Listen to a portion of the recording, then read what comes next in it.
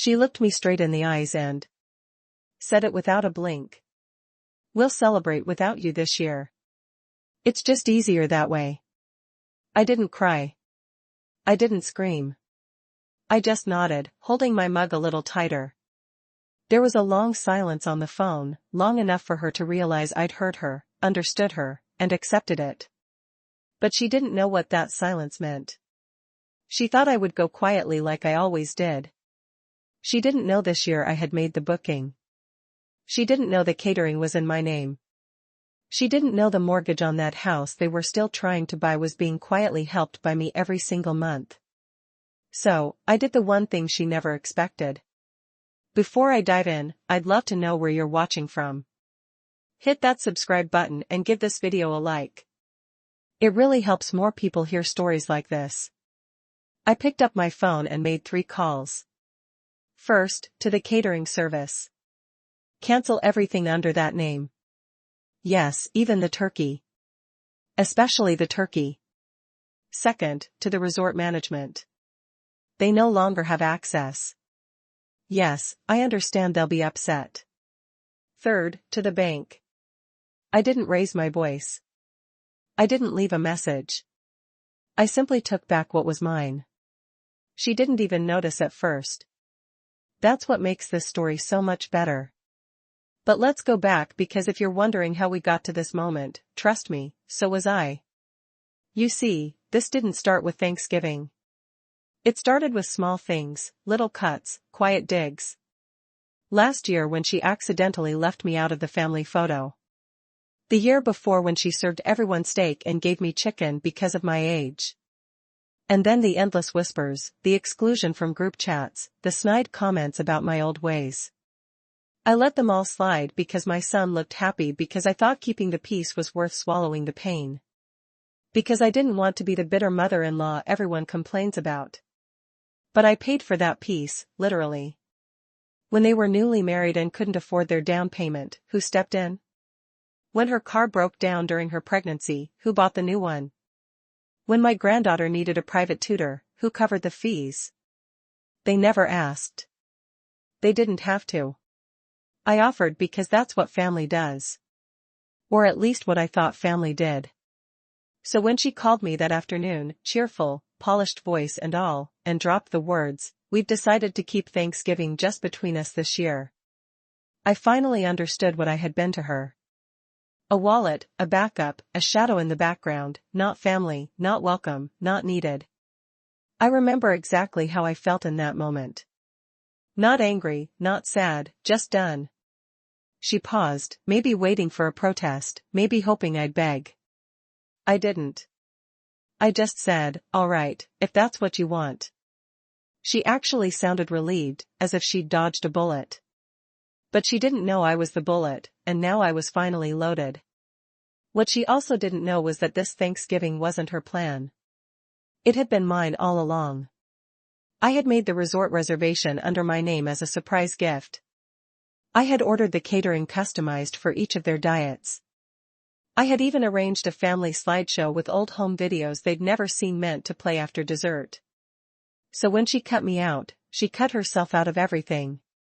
And when the call started rolling in from the resort, from the caterer, from the bank, she didn't know where to turn. The first message was polite. "Hi, just checking in. Seems the payment didn't go through for your catering. Can we reconfirm?" The second was less gentle. "There seems to be a hold on your mortgage assistance this month. We'll need confirmation of your status by end of week."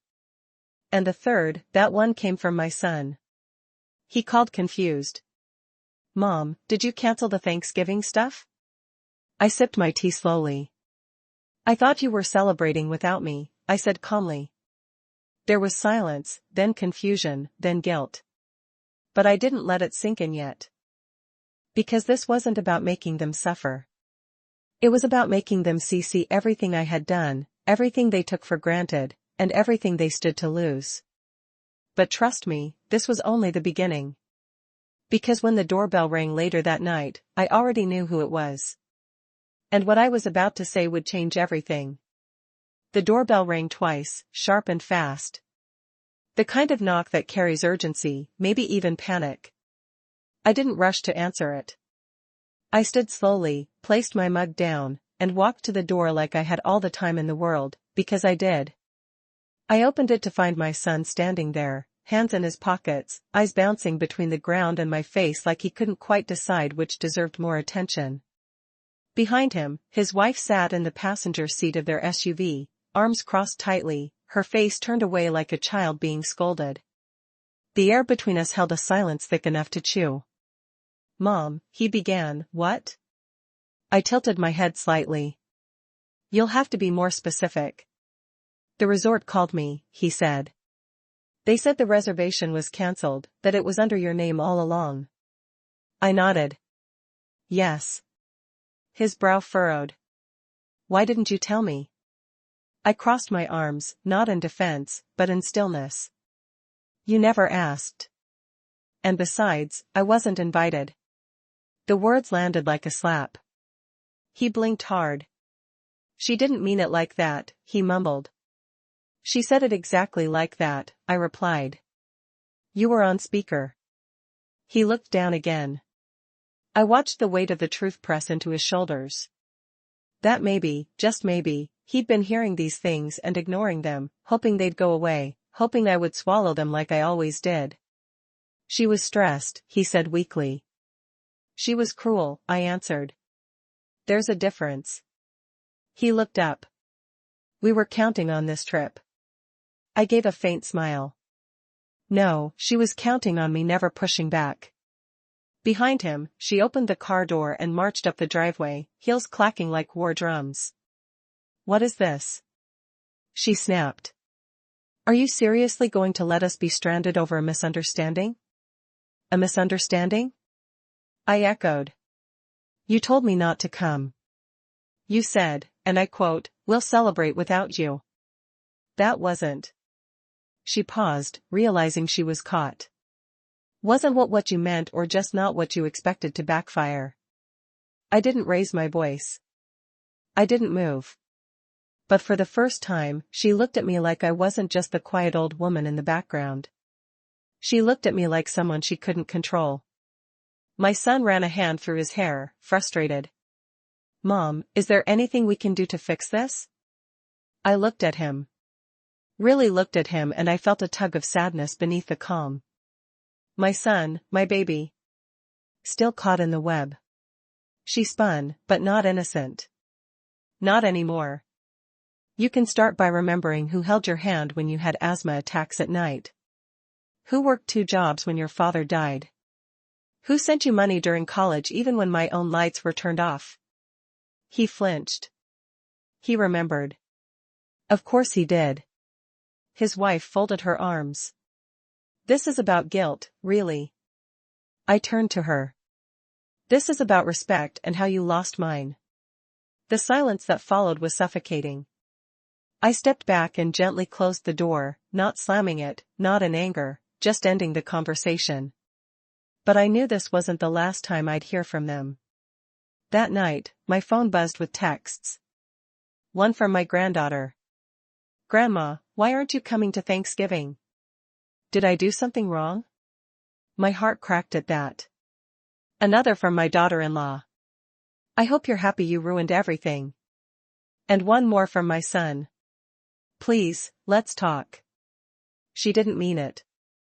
You know how she...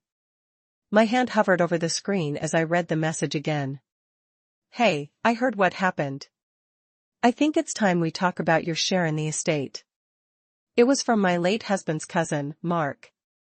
Mark had always handled the legal side of the family's old business estate, property, stocks, and land investments my husband had started decades ago before he passed.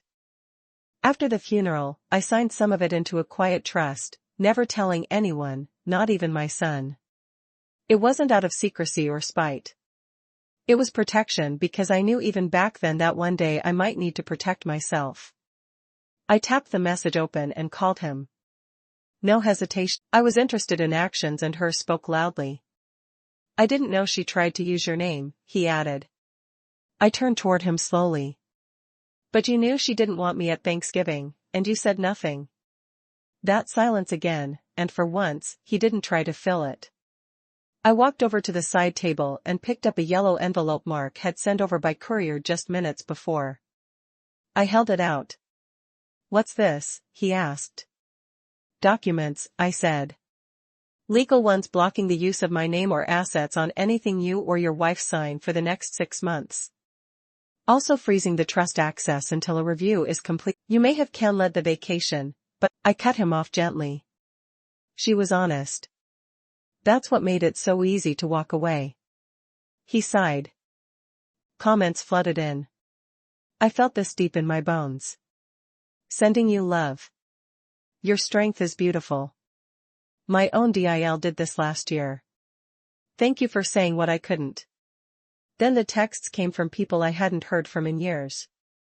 From extended family, from my own daughter, and finally from my son. "Mom, please take the post down. She's losing her mind over it. People are messaging her. Her friends are asking questions." I replied simply, "Did I say anything that wasn't true?" Silence. Then, "No, but this is hurting her." I didn't respond because for once, I wasn't protecting her feelings over my own. And when Lucy messaged me privately with a voice note that said, "Grandma, Mommy said you didn't want to come." But I knew that wasn't true.